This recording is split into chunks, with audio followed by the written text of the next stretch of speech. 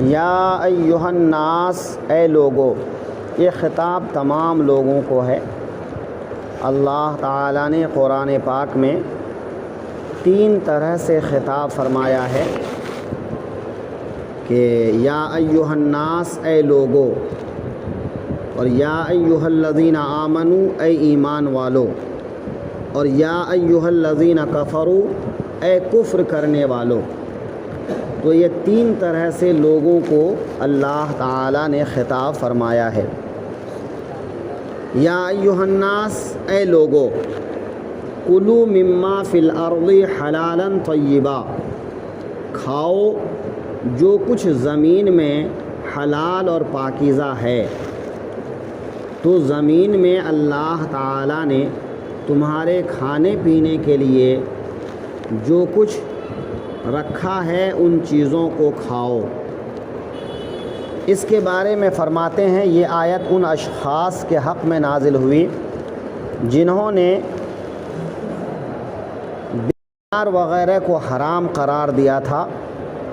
اس سے معلوم ہوا کہ اللہ تعالیٰ کی حلال فرمائی ہوئی چیزوں کو حرام قرار دینا اس کی رزاقیت سے بغاوت ہے۔ مسلم شریف کی حدیث ہے، اللہ تعالیٰ فرماتا ہے جو مال میں اپنے بندوں کو عطا فرماتا ہوں وہ ان کے لیے حلال ہے، اور وہ اسی میں ہے کہ میں نے اپنے بندوں کو باطل سے بے تعلق پیدا کیا، پھر ان کے پاس شیاطین آئے اور انہوں نے دین سے بہکایا، اور جو میں نے ان کے لیے حلال کیا تھا اس کو حرام ٹھہرایا۔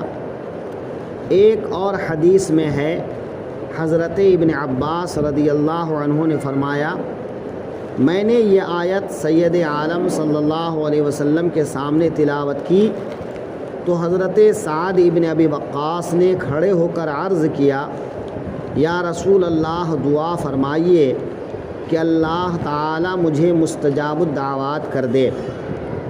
حضور نے فرمایا، اے سعد، اپنی خوراک پاک کرو، مستجاب الدعوات ہو جاؤ گے۔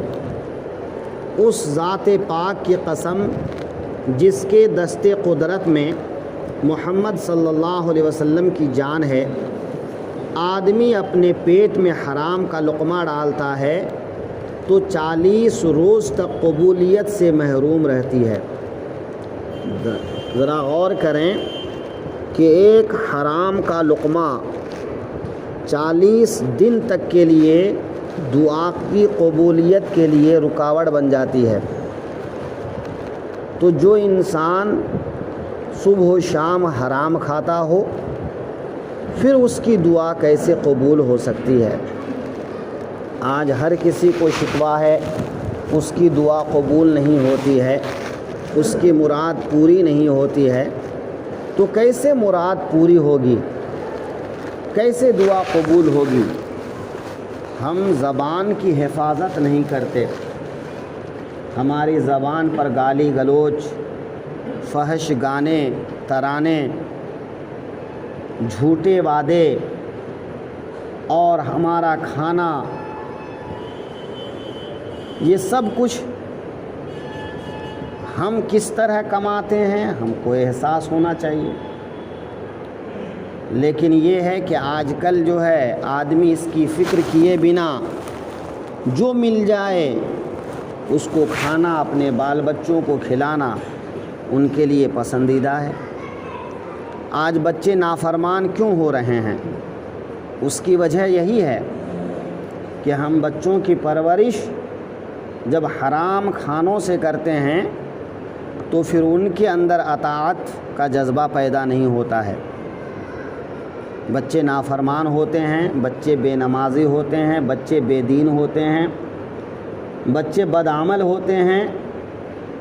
ان سب کی جڑ یہی خوراک ہے کہ انسان جو کھاتا ہے وہ خون بنتا ہے، اس سے گوشت بنتا ہے، اور جو گوشت حرام لقمے سے بنا ہو، جو خون حرام لقمے سے بنا ہو، اس گوشت یا اس خون سے کسی اچھے کی امید کرنا بیکار ہے۔ آج بہت سے لوگ کہتے ہیں امام صاحب بہت کوشش کرتا ہوں نماز پڑھنے کی لیکن پابندی نہیں ہو پاتی ہے، دھیان بھٹک جاتا ہے، ادھر ادھر چلا جاتا ہوں، کیسے نماز پڑھو گے؟ بھئی نماز پڑھنے کی توفیق بھی تو اس کو ملے گی جس کے اندر حلال کھانا گیا ہو۔ بچپن سے لے کے اگر اب تک حرام کھا رہے ہو تو اب تم کو عبادت کی توفیق کیسے ملے گی؟ اللہ کی طرف آنے کی توفیق کیسے ملے گی؟ اللہ کا خوف دل میں پیدا کیسے ہوگا؟ آج لوگ اتنے نڈر کیوں ہو گئے ہیں؟ وہ ہزاروں طرح کے گناہ کرنے کے بعد بھی بے خوفی کے ساتھ جی رہے ہیں۔ کیسے جی رہے ہیں؟ حضرت عائشہ صدیقہ رضی اللہ تعالی عنہا جب جہنم کو یاد کرتی تھیں تو اتنا روتی تھیں کہ ان کے رونے کی وجہ سے چہرے پر آنسوؤں کے بہنے کے نشان بن گئے تھے۔ اب غور کیا جائے کہ حضرت عائشہ جو پیدا ہوئیں، آنکھ کھولیں تو اللہ کا نام سنتے سنتے، پوری زندگی انہوں نے گزاری تو اللہ کا نام لیتے لیتے، ان کے اندر خوف خدا کا یہ عالم ہے۔ اور آج ہمارا حال یہ ہے کہ خوف خدا کس چیز کا نام ہے ہم کو پتہ ہی نہیں ہے، اللہ کا خوف ہمارے دل میں آتا ہی نہیں ہے۔ ہم بس اپنے حساب سے جی رہے ہیں، اپنے حساب سے مر جاتے ہیں۔ ہم کو نہ جینے کا سلیقہ ہے نہ مرنے کا خوف ہے، کچھ پتہ نہیں ہے۔ بچے شرابی، جواڑی، زناکار، بدکار، حرام خور، حرام کار کیوں ہوتے ہیں؟ یہی سب وجہ ہوتی ہے۔ جب حلال کھانے میں ہم احتیاط نہیں کرتے ہیں تو پھر ہمارے اندر سے سب کچھ ختم ہو جاتا ہے۔ آج پوری دنیا میں دیکھیں آپ، مسلمان اس کثرت سے ہونے کے باوجود اسلامی شعائر مٹتے نظر آ رہے ہیں۔ اس کی وجہ کیا ہے؟ کہ مسلمانوں کے گھر میں پیدا ہونے کے ناطے ہم مسلمان ہو گئے ہیں، ورنہ مسلمان ہونے کا جو طریقہ ہے وہ طریقہ ہم نے کہاں اپنایا؟ بچپن سے لے کے جوانی تک، بڑھاپے تک ہم نے وہ طریقہ اپنایا ہی نہیں۔ بہت سے لوگوں کے بارے میں سنتے ہیں کہ وہ یہ کہا کرتے تھے ہمارا کیا ہے، ہمارا وہ لباس جو ہم پہن لیتے ہیں یا وہ کفن جو ہم اس دنیا سے لے کر جائیں گے، یہی دو چیز ہماری ہے۔ تو پھر ہم دنیا کے پیچھے اتنا کیوں بھاگتے ہیں کہ اللہ کا خوف ہمارے دل سے نکل جاتا ہے؟ تو جب انسان یہ کام کرتا ہے تو وہ شیطان کی پیروی کرتا ہے، اور شیطان انسان کو اچھا راستہ کبھی نہیں دکھاتا۔ شیطان تو انسان کے خون میں اس کے رگوں کے ساتھ گردش کرتا ہے۔ مشکات شریف کی حدیث ہے، آقائے دو عالم صلی اللہ علیہ وسلم فرماتے ہیں جب انسان پیدا ہوتا ہے تو اس کے ساتھ میں شیطان بھی پیدا ہوتا ہے، اور وہ شیطان اس کے رگوں میں خون کے ساتھ گردش کرتا ہے، دوڑتا رہتا ہے۔ صحابہ نے پوچھا یا رسول اللہ کیا آپ کے ساتھ بھی ایسا ہوا؟ کہا ہاں میرے ساتھ بھی ہوا، لیکن اللہ کا فضل ہوا کہ وہ شیطان مجھ پر ایمان لے آیا۔ اب وہ مجھے کسی برائی کا حکم نہیں دیتا ہے، وہ بھلائی کی طرف لے جاتا ہے۔ تو وہ شیطان تو انسان کو ہمیشہ برائی کی طرف لے جاتا ہے۔ اب انسان اپنے اندر کتنی خوبی پیدا کرتا ہے کہ وہ شیطان کو مغلوب رکھتا ہے اور اللہ تعالیٰ کی اطاعت میں زندگی بسر کرتا ہے۔ یہ اس کے اوپر ہے کہ وہ اپنے آپ کو اس رنگ میں ڈھالے کہ وہ اللہ کی عبادت میں زندگی گزارے، اللہ کی نافرمانی میں زندگی نہ گزارے۔ اس لیے فرمایا یا ایھا الناس کلوا مما فی الارض حلالا طیبا، اے لوگو کھاؤ جو کچھ زمین میں حلال پاکیزہ ہے نا۔ حضرت سعد ابن ابی وقاص عشرہ مبشرہ میں سے ہیں، یعنی وہ 10 حضرات جن کو اللہ کے رسول نے ایک مجلس میں جنت کی بشارت دی۔ جب انہوں نے کہا کہ حضور دعا فرمائیں کہ میری دعائیں قبول ہو، میں مستجاب الدعوات بن جاؤں، تو اللہ کے حبیب فرماتے ہیں پھر تو حلال کھانے کی پابندی کرو، حلال کھایا کرو، تب جا کے تمہاری دعا قبول ہوگی، مستجاب الدعوات بن جاؤ گے۔ اور وہ ہوا بھی۔ حضرت سعد بن ابی وقاص کوفہ کی جامع مسجد کے امام بنے۔ امام کے پیچھے شروع سے لوگ پڑے رہتے ہیں، یہ آج کا مسئلہ نہیں ہے۔ اب کچھ لوگوں نے یہ پھیلا دیا کہ وہ صحیح نماز نہیں پڑھاتے ہیں۔ بات اتنی پھیل گئی کہ حضرت عمر تک بات پہنچ گئی۔ حضرت عمر نے تحقیق حال کے لیے کچھ لوگوں کو کوفہ بھیجا۔ لوگوں نے تحقیق کی، لیکن کوئی جو ہے یہ نہیں کہتا تھا کہ یہ خرابی ہے، بس سنا ہے وہ نماز صحیح نہیں پڑھاتے ہیں۔ بھئی کس سے سنا ہے نہیں معلوم، کیا خراب پڑھاتے ہیں نہیں معلوم۔ تفتیش کرتے کرتے کرتے کرتے ایک آدمی ملا جس نے سامنے کہا کہ ہاں وہ صحیح نماز نہیں پڑھاتے ہیں۔ بھئی کیا غلط پڑھاتے ہیں یہ تو بتاؤ، لیکن وہ اس نے بھی نہیں کہا، بس یہ کہ وہ صحیح نماز نہیں پڑھاتے ہیں۔ حضرت سعد بن ابی وقاص نے کہا اے شخص، اللہ تیری عمر لمبی کر دے، اللہ تجھے روزے کی تنگی میں مبتلا کر دے، محتاج کر دے، اور اللہ تجھ سے حیا اور غیرت چھین لے۔ حضرت سعد بن ابی وقاص نے یہ 3 بات کہی۔ عمر اتنی طویل ہوئی کہ اس کے آنکھوں کے پلک ڈھلک گئے، یعنی یہ لٹک کے نیچے آ گیا۔ تو جب کسی کو دیکھنا ہوتا تو اس کو یوں اوپر اٹھاتا اور پھر دیکھتا، کون ہو تم، ہے نا، ایسے کر کے دیکھتا تھا۔